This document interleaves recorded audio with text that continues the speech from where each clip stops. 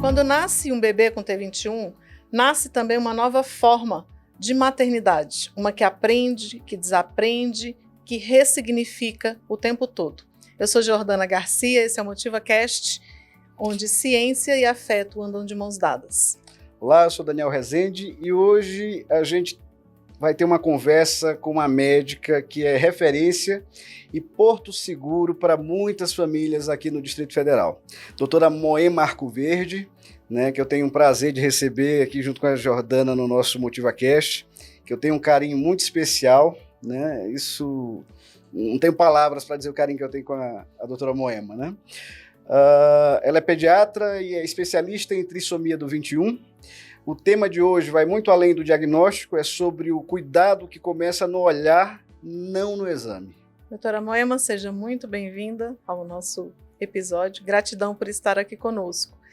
Doutora, há mães que recebem um diagnóstico ainda na gestação e outras só depois do parto, como eu. O que muda nesse início, Tanto do ponto de vista emocional quanto do ponto de vista clínico. Olá, gente, é um prazer. Agradeço muito o convite de estar aqui com vocês e a gente vai conversar um pouquinho a respeito de todas essas fases, essas situações que são inerentes à condição surpresa. Eu antes ficava muito em dúvida qual o momento certo da notícia, de receber a notícia. Então não existe momento certo, existe um momento em que você consegue identificar aquela situação, aquela condição que novidade para alguns, como no seu caso, que foi pós-parto. E o mais importante disso tudo é, no momento em que for feita a suspeita, que a família ela seja muito bem acolhida, muito bem informada. Isso não é porque é algo do outro mundo, é porque ninguém está assim, se programa para ter uma gravidez, um bebê com alguma condição diferente, Então, e nesse momento, os primeiros vínculos podem ser formados de uma maneira excelente, que traz tranquilidade, traz segurança para aquela família, como também, dependendo de como seja abordada a situação para a família, os vínculos podem ser rompidos logo neste início. Então, o mais importante é a clareza, a naturalidade de abordagem, porque nem sempre a família tem conhecimento daquela situação, daquela condição que se deparou agora. E isso é muito importante, Clareza, orientação segura, carinho, empatia. Em situação nenhuma pode haver julgamentos naquele momento, naquela hora, seja por parte do pai, da mãe, dos filhos, dos irmãos, enfim. Ninguém tem o direito de julgar as emoções que aquela família ora sentem. Doutora Moema, sempre se falava, ou ainda se fala, na questão da hora da notícia. E isso, quando eu tive meu filho lá mais de 10 anos atrás, se falava muito disso, e tem aquela questão que sempre se falava, os médicos não estão preparados, a turma do hospital não está preparada. A senhora acha que de lá para cá mudou alguma coisa na hora de comunicar a notícia hoje para as famílias? Felizmente mudou. Tem mudado, porém não é raro a gente encontrar situações desastrosas. O profissional da saúde ele tem obrigação, ele tem o dever e a responsabilidade de conversar com a família no momento que nasce o bebê. Seja para dizer que está tudo bem, que está tudo maravilhoso, seja para dizer que tem alguma coisa diferente, que o bebê precisa de um cuidado a mais, ou seja para acolher aquele casal que naquele momento está numa situação de vulnerabilidade e de fragilidade. Felizmente melhorou bastante, mas não é só na rede pública que a gente encontra ainda situações extremamente desagradáveis. Eu lembro que a gente foi surpreendido na hora que o meu filho nasceu lá, o Miguel, foi a hora que a gente soube que ele era T21. E aí você fica naquele voo cego, Eu até brinco, sempre falo que eu não tenho vizinho coreano, o menino nasce de olho puxado aqui, o que está acontecendo? É. E aí você chama a médica no canto, a obstetra ali, e fala, olha, acho que ele tem alguma síndrome, alguma coisa, não, vai se esquivando, né, não quer de cara ali dar aquele impacto, mas até a hora que chega a notícia que é constatada através do exame, que é o cariótipo, né, que acho que poucas famílias sabem, existe um exame ali que constata, sai com mais ou menos quanto tempo esse exame? Depende de onde seja feito. E aí tem as questões que são relevantes ali também na hora do nascimento, que é a questão de ver se não tem uma cardiopatia, alguma comorbidade que acompanha ali a síndrome. Mas a gente, quando recebe essa notícia, que passa ali o susto e tudo, a gente começa a buscar informação sobre o que é a síndrome de Down. E eu lembro de pesquisar na internet, a referência que era o Cris Down, que é no hospital Agarran, aqui na Asa Norte, em Brasília, e foi a primeira reunião com a doutora Moema, né? A gente senta ali naquela rodinha, nunca esqueço, não esqueço, porque depois daquela reunião, você tira aquele peso das costas e diz assim, realmente meu filho não tem nada, né? Aquilo ajuda muito, né? Então, mais uma vez, em nome das famílias, agradecer, né? A gente sente isso e nunca vai esquecer, né? E perguntar, hoje, como tem se dado o atendimento dessas crianças na rede pública? Felizmente, a gente conta com o Crisdal, é um serviço de referência, e depois da pandemia, tudo isso ficou assim, um pouquinho mais dificultado, porque aqueles acolhimentos que eram mais amplos, com mais famílias, a gente hoje restringe um pouco, porém, a porta de entrada até o Crisdal é a melhor alternativa para vocês se sentirem, para que aquelas famílias se sintam mais acolhidas e mais seguras, não é? Então, a gente oferece realmente esse acolhimento. Não é hoje, na Secretaria de Saúde, todos os fluxos são regulados. O fluxo para o Crisdal não é regulado, não é? A família entra em contato, ou pessoalmente, ou pelo nosso WhatsApp, e a gente recebe essa família para o primeiro atendimento, que a gente chama de acolhimento. A partir desse momento, as famílias, a criança, falando da pediatria, mas isso também vale para a faixa do adolescente e do adulto e do idoso. A partir do acolhimento, é feita uma estratificação de risco, onde a gente vai priorizar a demanda daquele paciente, daquela pessoa, tá? E, a partir daí, o nosso fluxo médico, todos os pacientes são atendidos lá no Crisdal, desde a fase intraútero até a fase idosa e senil. As demais estimulações são de acordo realmente com a demanda daquela pessoa, porque, infelizmente, a gente não tem braços nem pernas para atender toda a população de forma individual. O atendimento médico, sim, é feito para todos. Uhum. O Theo passou pelo Crisdal, quando o Daniel fala da notícia, da hora da notícia, né? Aí eu me recordo que eu recebi a notícia de uma pediatra que tinha um filho com deficiência. Então eu tive a grata, né? Exatamente. A grata surpresa de me encontrar com uma mãe atípica, uma médica mãe atípica na hora da notícia, né? Doutora Salma. Isso faz a diferença, né, Jordana? Isso fez muita diferença. Faz a diferença, sim. Né? Felizmente, hoje, os serviços de residência médica e as residências nas demais especialidades, os residentes passam por a gente. Então, isso é muito importante. Sim. Porque nem na minha residência, nem na graduação, a gente tem esse contato com situações diferentes. É o que e vai a gente fazer... tem muito, assim, ainda... A formação médica, eu vejo assim, muito modelo doença.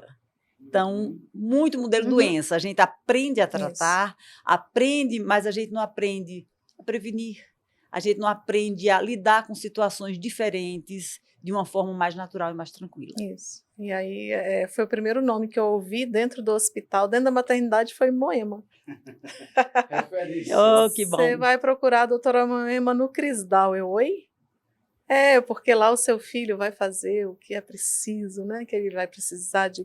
Então, assim, isso é tão importante, porque quando a gente recebe alta, a gente sai com a certeza de que eu vou ter onde procurar, eu vou ter um Sim. aconchego, um acolhimento. Não existe mais né? aquela situação de você, e agora? O que é que eu Mas, vou infelizmente, tem mães que saem do hospital com uma sentença, né? Sim. Uma sentença, e isso tem que ser mudado, né? Muito mesmo. Não só as mães, como os pais também, Os né? pais Tem os pais também. que As abandonam famílias, as né? famílias, né? Famílias, Acho que as você tem, famílias, você tem sim. 2 choques, na verdade, né? O primeiro choque quando você recebe a notícia, e o segundo, como é que eu vou falar para minha família, porque no meu pré-natal eu não sabia que eu ia receber uma criança, né, com alguma síndrome ou com alguma comorbidade. Como é que eu vou falar isso para minha família, né? Porque tem família que não aceita, que é preconceituosa mesmo desde a raiz, Sim, né? sim. E aí eu acho que é um choque duplo, né? E assim, o mais importante diante disso tudo é que as famílias, isso aí é uma fala que eu tenho para todos os pacientes que eu atendo de primeira vez e reforço isso ao longo do acompanhamento, é que não nasceu uma síndrome, nasceu uma criança, Sim. não é? Essa condição genética, no caso da trissomia, não pode representar aquele bebê, aquela criança, aquela pessoa, em hipótese alguma. Quando eu vi o meu filho, eu não queria saber o que ele tinha, eu estava feliz porque eu tinha um filho. Exatamente. E nesse momento do parto, quando a notícia se dá nesse momento do nascimento, é importante, assim, não acho que seja o local ideal para você fazer essa abordagem. Quando o bebê nasce com alguma condição grave, aí nem pensar em fazer, porque a preocupação ali é aquela urgência. A questão da trissomia, da condição genética, ela tem que ser abordada depois. E se o bebê nasceu lindo e maravilhoso, sem nenhuma intercorrência, aquele momento tem que ser muito bem vivido, vivenciado. Eu E recebi é a uma notícia hora, no assim, outro dia. é uma hora de emoção para aquela família. E não faz sentido, naquele momento ali, você dizer algo que não vai mudar o rumo, que a criança está bem. Então, e, mais uma vez, ali nasceu uma criança, nasceu uma síndrome, não nasceu uma síndrome. Isso, muito bom. Doutora, nos primeiros meses, há uma fase crítica que o bebê com T21 precisa de uma atenção mais especial, né? Quais são os cuidados indispensáveis, exames, rotina médica, sinais que merecem mais atenção desde o início? Antes de falar nas rotinas que são padronizadas, preconizadas e com base científica, a gente tem que falar numa coisa muito maior, que está antes de tudo, é acolher aquela criança, não é? Então, o ser humano nasce completamente dependente, né? Então, é uma característica da espécie humana. E nessa condição de bebê, de recém-nascido, ou um lactente, ou uma criança, ele precisa do que todo bebê precisa: proteção, segurança, amor, prevenção com as vacinas. Então, o segmento começa a partir daí. É o segmento de qualquer criança. Pela condição, tudo vai depender principalmente das demandas individuais daquela criança. Né? Porque também é muita informação, acham que tem que fazer tudo isso e aquilo. Então, vamos por partes. Contanto que esses profissionais que vão assistir aquela criança, que sejam profissionais habilitados, capacitados, sérios, né? Que possam conduzir e oferecer todas as oportunidades para aquele bebê. Inicialmente, ele precisa o quê? Além dessas particularidades que eu falei, a aquisição dos marcos do desenvolvimento, que são feitos de forma que sejam oferecidos para que a criança atinja aqueles marcos o mais próximo possível ao de uma criança comum. Aí são as estimulações precoces, que a gente chama, precoces. Elas são oferecidas na área de saúde, na área de educação, e, a partir daí, a gente vai acompanhando e vendo quais são os próximos passos. Nunca a gente ficar pensando assim, o que é que ele vai fazer daqui a tantos meses? Vamos pensar o que é que ele pode fazer agora. Se aquele bebê nasceu com uma condição associada grave, uma cardiopatia, por exemplo, ele não vai poder se beneficiar das estimulações motoras, etc., da área de saúde, porque tem uma condição mais grave. Então, é a gente ir acompanhando, vigiando e sinalizando como pode ser esse acompanhamento da criança. Eu sempre falo isso para as mães, né? Que as mães a gente faz o acolhimento das mães e elas já chegam, né? Para onde eu levo, como eu vou, o que que eu faço? Eu falei, já curtiu o seu bebê? Né? Já curtiu? Exatamente. Já entendeu? Já amou o seu bebê? Já trouxe ele para o seio da família? Porque foi isso que eu fiz com o Theo, né? É. Foi isso que eu fiz. Eu falei, ele não veio cardiopata? Ótimo. Agora deixa eu conhecer o Theo, né? Exatamente. Imagina aquele bebê que nasce com condições gravíssimas, um prematuro extremo. Ele não vai receber alta antes dos 3 Sim. meses de vida, por Uhum. exemplo. Imagine quando essa criança retorna para casa, você vai começar logo agora? Não, vamos dar um tempinho. E se tiver outros filhos esperando por aquele bebê que foi gestado, foi esperado, criou expectativa para aquela outra irmãzinha ou irmãozinho que estão em casa, Uhum. nasce, não vem para casa e os pais ficam muito em função daquele bebê que está hospitalizado. Então, tem que primeiro ser recebido como uma criança. Para você que quer entender também o que são marcos do desenvolvimento, nós temos um episódio aqui que a gente gravou com a Carol Vale e a Deide Maia, onde elas falam sobre a questão dos marcos do desenvolvimento, sobre terapia ocupacional e fisioterapia. Então, você pode procurar lá também. Doutora Moema, ao mesmo tempo, quando a mãe está se adaptando com essa confusão toda, ela tem que tentar equilibrar isso com relação aos cuidados técnicos e também com os cuidados emocionais, né? Como é que é esse começo para os pais, a senhora que tem atendido ali no Muito primeiro variável. impacto? Né? Você encontra famílias, você acolhe aquelas famílias numa primeira consulta. Por exemplo, lá no caso da pediatria. Você recebe famílias que estão bem estruturadas, estão bem organizadas, e o que a gente não pode é definir tempo para essas pessoas. O tempo é algo que pode ser trabalhado, vivenciado. Nem sempre aquela mãe ou aquele pai, eles estão em condições ainda de dizer assim, estamos tranquilos, temos condições de levar adiante a situação.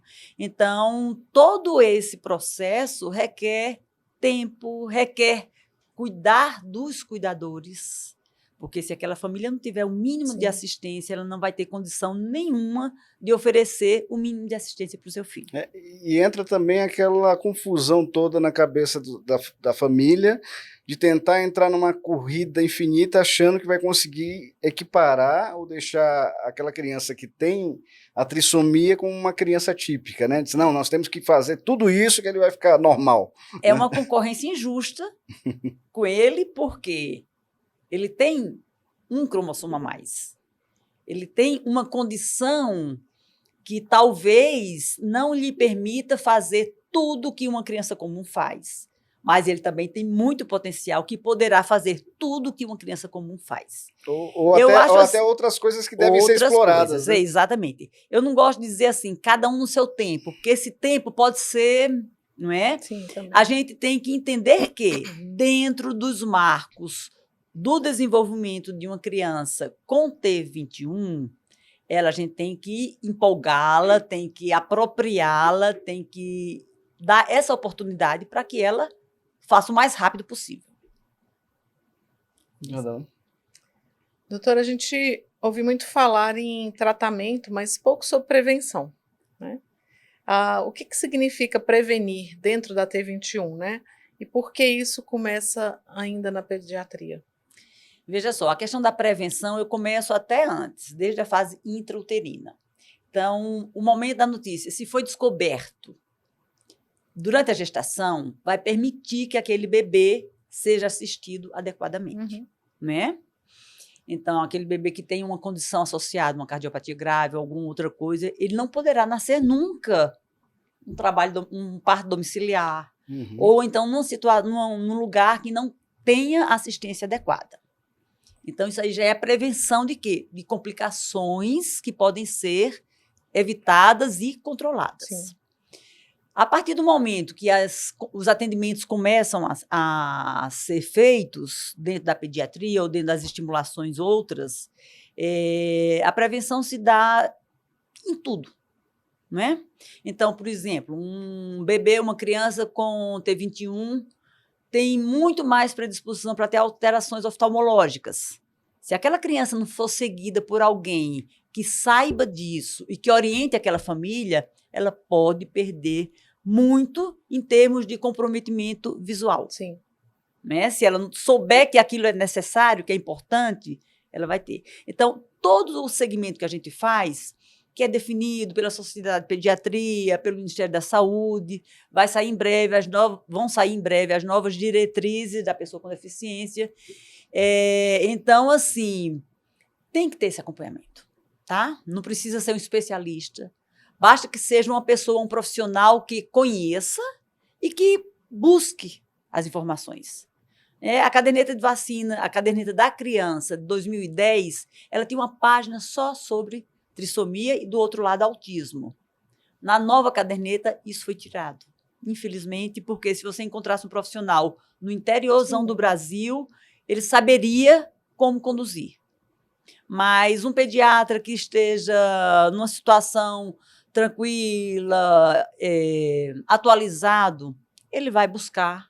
Nasceu uma criança com T21, vamos ver o que é que ela precisa de fazer mais de perto, de prevenção. E vamos colocar de volta isso na caderneta. Acompanhar as curvas, né, do desenvolvimento. Foram muitas situações assim que... Enfim. Doutora, quanto tempo a senhora está lidando com crianças e com famílias que têm a trissomia do 21? Olha, aqui em Brasília a gente teve o privilégio de ter o iniciador, né, desse atendimento à pessoa com trissomia, que foi Denis Burns. Então, Denis é uma sumidade que nós temos aqui e eu sempre faço essa referência porque também foi ele que me colocou praticamente nessa jornada. Depois de Denis, veio a Elvira, isso tudo lá no Centro de Saúde, número 11, da 905 Norte. Em 2008, eu fui substituir a Elvira. E fiquei lá até hoje. Passei 10 anos como pediatra sozinha. 5 anos eu passei como médica. Depois que fundou o Crisdal, a gente teve aquisição de médicos. Mas desde 2008 que eu estou nessa jornada. Para quem não sabe, o Crisdal é o Centro de Referência Interdisciplinar em Síndrome de Down. Em Síndrome de Down, fundado aqui em Brasília. Em 2013. 2013. Em março de 2013. Vai fazer bodas, vai fazer aniversário de 15 anos. Porque inicialmente esse atendimento era por um profissional. No caso, o pediatra, depois, quando a gente conseguiu, tinha alguns profissionais, Carol, por exemplo, que trabalhou muito tempo como voluntária lá no Centro de Saúde. E depois que eu fiz a especialização, que Carol fez antes de mim, e que a gente fez sob a coordenação do Dr. Zamustak, de Denis, na época de Nádia e Carlo, a gente entendeu como tinha que ser esse atendimento para pessoas com trissomia. Não podia ser um profissional, e foi aí que a gente motivou o projeto do Crisdal. A doutora tem um diferencial também, que ela tem um cunhado com síndrome de Down, é isso, doutora? Tenho. O Dudu... Dudu hoje está com 44 anos, ele faz 45 agora em dezembro. Então, a figura, a gente teve a grandeza de ter Dudu aqui conosco 3 anos. Ele hoje voltou para Minas, ele está na casa da irmã mais velha deles, que a gente fez uma guarda compartilhada. Sim, mas, assim, foi uma experiência muito grande, porque eu tinha a parte profissional, mas não tinha a parte de convivência direto, né? Só quando a gente se encontrava em férias, em passeios e tudo. E quando eles vieram para cá, ele e meu sogro, foi para mim uma oportunidade muito grande. Foi muito crescimento e muito aprendizado. Durante todo esse tempo, doutora, algum caso assim que lhe marcou, que passou ali na sua mão, que a senhora ficou marcada assim? Muitos. E eu me emociono quando eu falo, mas assim foram muitos. Tanto de situações dificílimas, quanto situações de muita felicidade, muito aprendizado. Que ainda hoje a gente vivencia isso. Essa semana eu tive a oportunidade de fazer 2 consultas de primeira vez, onde eu me senti assim o máximo. Porque a gente conseguiu uma escuta. Os pacientes chegam e fazem... A gente precisa de conversar, de ser acolhido. Porque a parte técnica, gente, é fácil. Sim. A parte técnica está escrito. Tem os protocolos, a gente não foge muito disso. A parte não técnica, emocional, de vínculos e afetividade, essa é mais difícil. Minha gratidão é de um tamanho, não tem como medir, porque por mais que meu filho tivesse médicos assistentes, e sendo a doutora Moema ali vou dizer assim, um suporte na área pública aqui com relação à síndrome de Down, às 3 horas da manhã, quando meu filho estava ruim, foi ela que foi lá, né? Ela que foi lá, ela que entrou com ele, fez o que pôde ali para ajudar a gente na hora, né? Então não tenho palavras, doutora. Até hoje, você sabe que vocês têm uma carta com a gente que não. Né? Acompanhamento com o pediatra é o fio condutor na saúde global. Quais os sinais sutis o pediatra precisa observar, doutora Moema? Desde regressão, perda de habilidades, até mudanças no comportamento ou no sono. Isso aí a gente tem que ter a ajuda grande da família, das instituições onde essa criança é acompanhada, porque a gente não trabalha sozinho, né? Então, essa interdisciplinaridade, inclusive com a família, é extremamente importante, porque dependendo da faixa etária, eu acompanho aquela criança a cada 3 meses, para os lactentes jovens, a cada 6 meses, a cada 1 ano. Então, qualquer intercorrência que aconteça, a gente tem que ser comunicado, para que a gente possa ver onde é que está a questão e tentar resolver. Perfeito. Jordana. Isso aconteceu com o Theo, né? Essa regressão, né? Eu estava lendo hoje sobre a regressão na síndrome de Down, né? É algo assim que não é raro. E nessa fase que o Theo está entrando, na pré-adolescência, adolescência, os maiores riscos acontecem principalmente se houver alguma quebra naquela rotina, seja de ordem afetiva, perda de alguém, alguma frustração grande. Então, tudo isso pode ser um gatilho para desencadear essa... No caso dele foi depois da cirurgia no joelho, né?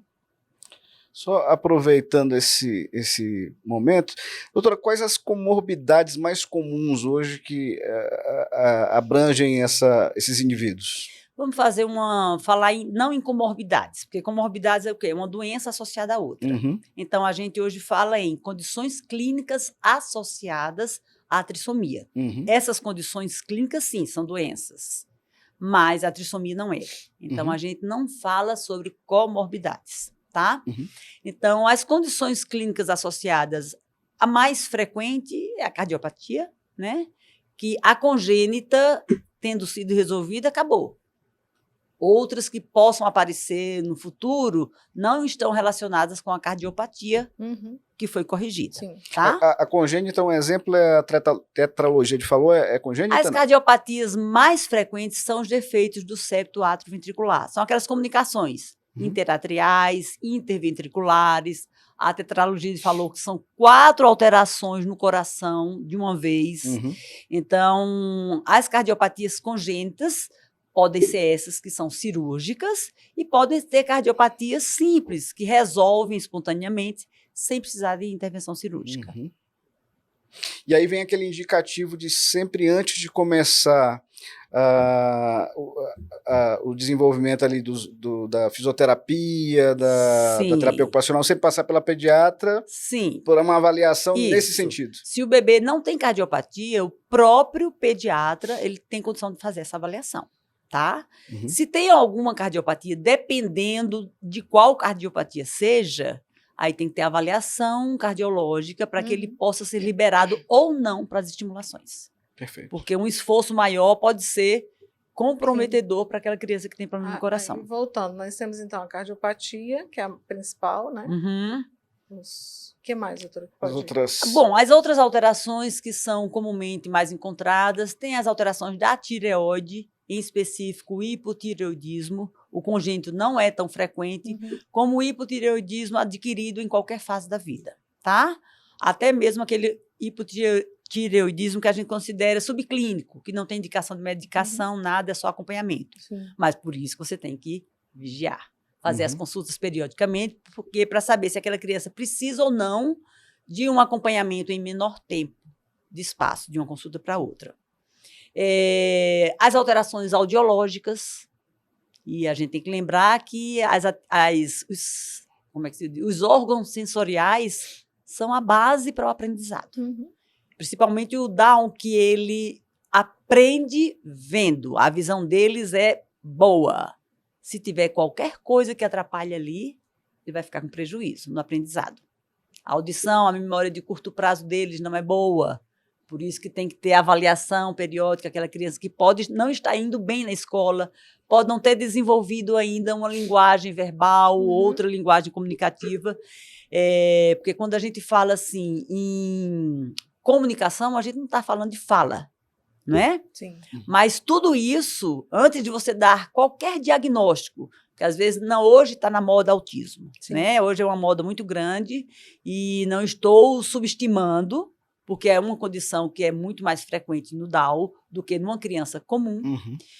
Porém, antes de você dar alguns diagnósticos, você tem que primeiro ter investigado as condições básicas. Audição, visão, pedra na vesícula, que é a litíase biliar. Você tem que fazer ecografia, porque essa população é mais predisposta à pedra na vesícula.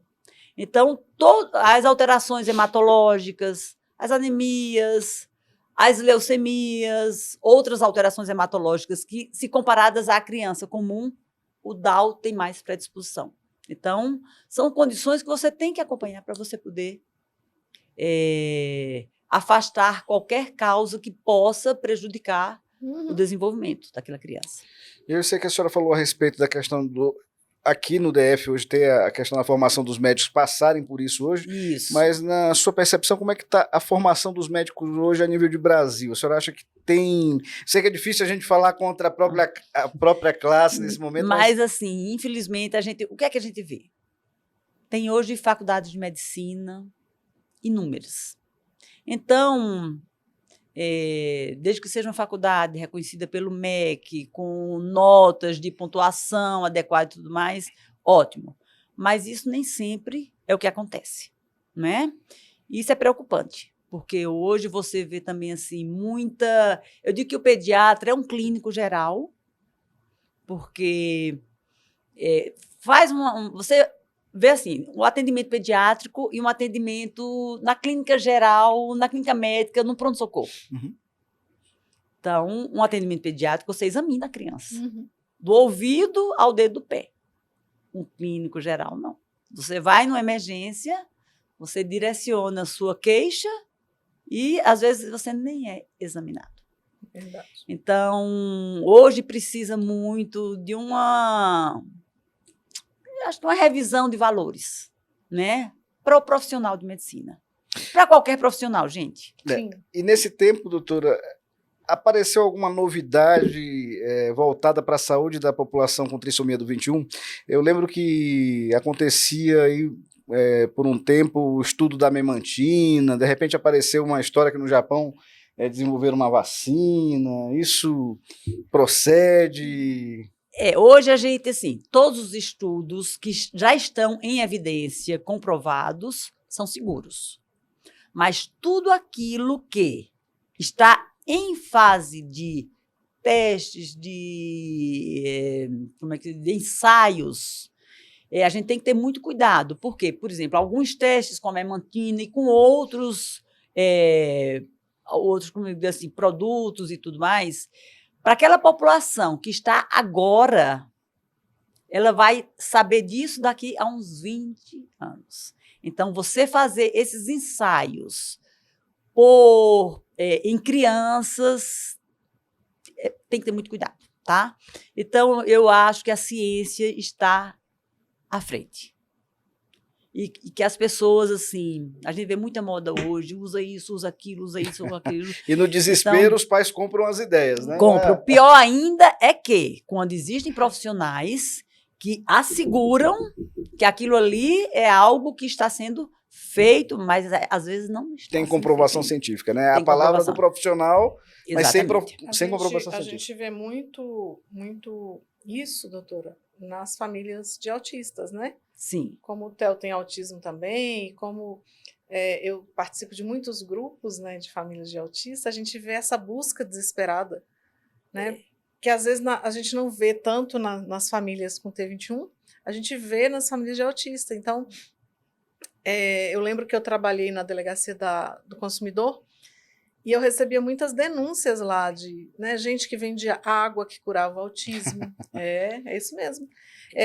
Uma vez a gente recebeu uma pessoa que vendia um tratamento que a pessoa tomava a própria urina. Meu Deus do céu. Que a pessoa comia Placenta. as fezes. Não, isso não é mentira. Placenta, né? E as famílias, elas estão tão vulneráveis, né, que elas querem alguma coisa para melhorar, principalmente quando é um TEA grau 3 de suporte, né? E aí as pessoas se utilizam dessa fragilidade, né, para cometer esses absurdos. E assim, veja só, eu até entendo o desespero daquela família e a ansiedade por procurar algo que seja bom para o seu filho. Né? Ninguém faz isso com a intenção de prejudicar um filho. Eu entendo isso perfeitamente. Agora, aí é que está o papel dos profissionais. Porque eu que lido com a população, uma clientela muito vulnerável e de baixa renda, vocês não têm ideia daquelas pessoas que não têm condição de ficarem assim. Se meu filho tivesse feito isso, ele estaria bem. Porque o que é vendido é isso. Tome que seu filho vai ficar bom. Tome que seu filho vai deixar de ser autista. Tome que seu filho vai ter outras oportunidades. Então, isso é muito sério. Então, um profissional, quando chega a divulgar algo sem embasamento científico, é um charlatão. Verdade. E pior que a gente, na nossa inocência e na nossa busca, vez ou outra a gente acaba caindo aí nas mãos desse... Sim, né? E ainda também tem o contrário. Aqueles que vulgarizam na situação da vacina, por exemplo. Gente, quantas pessoas morreram por falta de vacina? E na evolução da pediatria, há uns anos atrás, não existia a vacina anticatapora, antivaricela, disponibilizada pela rede pública.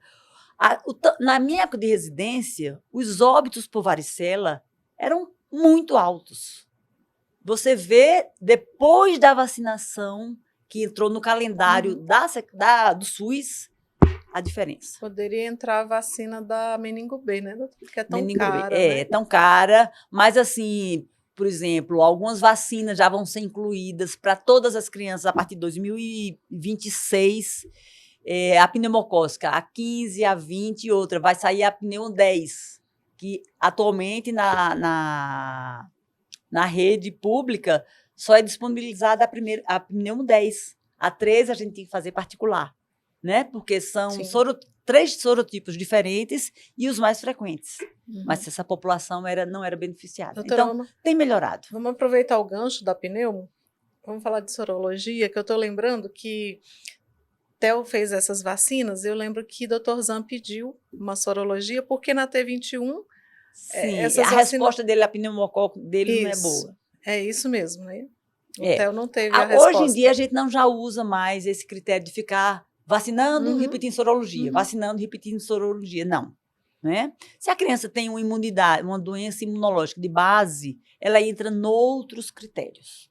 Tá? Mas uma criança que está bem e tudo mais, a gente faz a vacinação e não fica repetindo ele não pediu as sorologias para ver se tem virose. Ele nunca teve pneumonia, exatamente. Né? Mas não fez o efeito. Entendeu? Eu vejo muitas mães perguntando, questionando isso, né? Exatamente. E eu falo, pode acontecer, Mas vem coisa boa aí, né? Porque pelo menos essas vacinas que atualmente não estão disponibilizadas pela rede, elas vão ser liberadas para vacinação no SUS.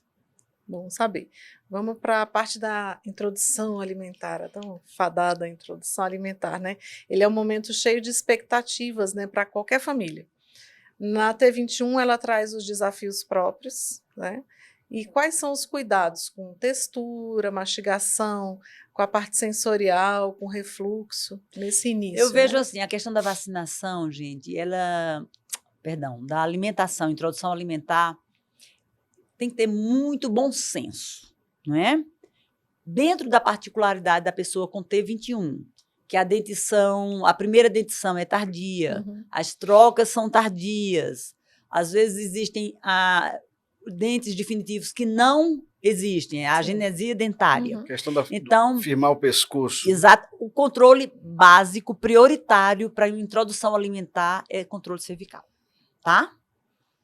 mesmo que essa criança não tenha dente, aí eu discordo um pouquinho, com todo respeito, do doutor Zan, porque, sem dúvidas, ele foi meu professor, é uma pessoa muito querida e uma sabedoria, assim, que sem comentários. Porém, eu me preocupo muito com essa questão da introdução alimentar após dentição.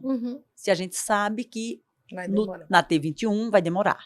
Então, primeiro pré-requisito, aquisição do controle cervical.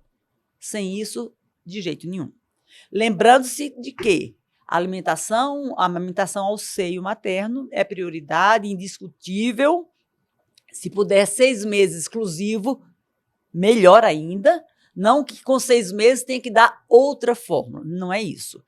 Mas a amamentação ao seio materno é ponto de partida. E desde aí a gente já tem que conversar com essas famílias, orientar na questão alimentar, da gravidade de não ter uma alimentação adequada nos marcos atuais e no futuro. Então, uma criança que tem um erro alimentar grave, ela vai ser um adolescente com erro alimentar grave, riscos de obesidade, todas as consequências que a gente sabe de uma má alimentação, né?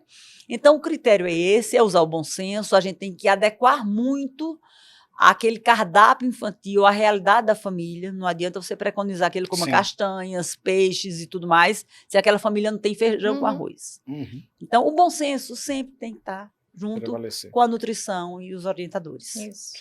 Como o pediatra pode orientar as famílias a transformar a hora da refeição em estímulo de desenvolvimento e não em um campo de batalha? Principalmente tela zero. Isso aí não tem acordo, não tem negociação. Isso é uma conduta minha. Você tem que começar desde quando? Desde bebê. Bebê que sem idade está numa tela, ele vai dar problema. Sim. Porque a mágica da tela para a criança é impressionante. Eles não sabem nem ver direito, nem ouvir, mas o dedinho tá ali, ó. Né? Mas isso hoje até com os adultos, né? Hoje a gente não vive mais sentar com o celular na mão para nada. Sim, exatamente. Eu então, sou contra as telas, assim, lá em casa... Tanto o meu mais velho foi ter telefone, ele tinha 12 anos, porque a escola pediu, tinha que... na época, né? Exatamente. E o Theo, ele assiste ele gosta de música, né? Então, assim, talvez existem formas... ele pede, mamãe, música. Ele não quer ver na TV, ele quer ver no celular. Mas aí é importante você colocar o som e não a imagem. Mas é uma coisa tão esporádica. Esses dias até a Deide, né, que ele está fazendo lá a TO com o grupinho, ela perguntou, o Theo tem costume? Eu falei, não tem. Não tem. Não isso, tem. É muito sério e muito grave, gente. Então, assim, aquela alimentação que começou, se ela foi orientada adequadamente, foi formado um cardápio, montado um cardápio adequado, com todos os nutrientes e tudo, então não tem por que você associar nada, né? Então, é um momento ali, é disponibilidade. Existem crianças que têm realmente dificuldades na introdução alimentar. Isso tem que ser lidado não com substituições, mas sim com alternativas que venham ajudar. Porque a tela ofereceu hoje, ele não vai se esquecer que tem uma tela. E aí, como a criança já tem uma dificuldade de mastigação. Exatamente, mastigação, sensorial, tudo. Ela vai prestar atenção aqui, ela vai prestar atenção no que ela está fazendo. E aí começam os automatismos. Isso. A refeição é automática. Às vezes ele não sabe nem o que está comendo, não vê, não degusta o sabor, né? Então, isso é muito sério. São as orientações básicas e, logicamente, com suporte de uma nutricionista, um profissional, da fono, no caso dessa população especial que tem dificuldades associadas. Tem a questão da mastigação, da deglutição, a musculatura orofacial. Então, tem que ter realmente uma orientação profissional e o bom senso. É isso. Vamos aqui para o nosso... Doutora, há um momento em que a família percebe que o cuidado vai além do consultório, né? Como o pediatra pode ser o elo que integra as terapias, né? Fono, físio, TO, e ajuda a planejar esse desenvolvimento de forma mais personalizada. Isso. Olha, foi fantástico o avanço da assistência ter saído do modelo biomédico. né? Que antigamente era tudo centrado no médico. Nem nos outros profissionais de saúde, era no médico. Então, quem é o médico que tem competência para todas as áreas? Nenhum. Por isso que existem as especialidades, né? E as especialidades que trabalham com a função de estimulação, com tudo isso, isso é fundamental. Então, assim, a interdisciplinaridade é fundamental. Porque se a gente trabalha ali num grupo, olha, eu observei isso naquela criança, converso com as meninas da fono, da TO, da físio, o que é que a gente pode fazer? Então, essa interdisciplinaridade é fundamental. Não pode funcionar de outra forma, né? Isso aí só a criança que vai ganhar. E ao longo do desenvolvimento daquela criança, essas estimulações, elas são somadas, são subtraídas, atingiu daquele determinado marco do desenvolvimento. Então, vamos investir em outra estimulação e, principalmente, que a criança também seja criança. Ela não pode ser uma maratonista, tá? Excesso de estimulação é prejudicial. Sim, com certeza. Eu sempre falo isso para as mães. Deixa a criança brincar, deixa a criança brincar. Gente, eu tenho, inclusive, uma palestra que eu faço sobre o brincar, fundamental. Né? Que é dormir, ficar na casa dela, né? Porque cansa, ter irmãos, né? brincar com os irmãos. E outra coisa, isso também para os irmãos é importante. Porque quando são muito menores, eu sempre digo para as famílias, tragam eles nas estimulações, nas consultas, para eles não verem que você... Moema, quando eu cheguei lá, que ela perguntou, o Theo tem irmão? Eu não me esqueço disso. Eu disse, tem. Ela falou, então traga ele. Porque para aquela criança, às vezes é uma criança muito pequena. Ele vai entender que o seu irmão está indo para uma terapia? Não, ele está saindo com a mãe ou com o pai, ele está ficando de lado, né? Então, isso é extremamente importante. Eu sempre priorizei isso. Graças à sua fala, de falar, não deixe o Breno sozinho. Exatamente. Né? Não deixe que ele se sinta só. É muita informação para uma criança. Bom, nosso tempo está encerrando, mais do que estourado, acho que merecia até um segundo programa, mas, doutora Moema, nós agradecemos mais uma vez e gostaria que a senhora desse suas considerações finais e também falasse como é que as pessoas hoje te encontram, né? Se você está atendendo particular, ou se só está na rede pública, como é que funciona o Crisdal hoje? Então, o Crisdal funciona daquela forma que eu orientei, né? A porta de entrada é pelo WhatsApp ou então agendado lá pessoalmente.